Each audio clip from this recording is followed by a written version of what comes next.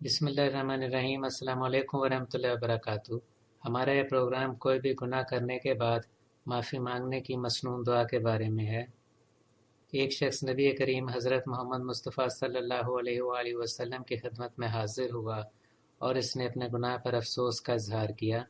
तो आप सल्लल्लाहु अलैहि वसल्लम ने फरमाया कि जब किसी से कोई गुनाह सरजद हो जाए और वो तौबा करना चाहे तो वो ये दुआ पढ़े, बिस्मिल्लाहिर्रहमानिर्रहीम, अल्लाहुम्मा इन्नी अतूबु इलैका मिन्हा ला अर्जू इलैहा अबदन।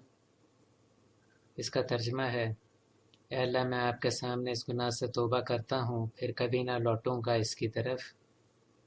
दर्ज है ये मुस्तदरक हाकिम में। इस दुआ को नमाज पढ़ने के बाद दुआ करने के दौरान भी पढ़ सकते हैं। इस दुआ की बड़ी फजीलत है। अगर आपने अभी तक हमारे चैनल को सब्सक्राइब नहीं किया तो प्लीज़ सब्सक्राइब करें। इस वीडियो को लाइक और शेयर करें ताकि ज़्यादा से ज़्यादा लोगों को इसका फ़ायदा पहुंच सके। इजाज़त दीजिए। अल्लाह हाफ़िज़।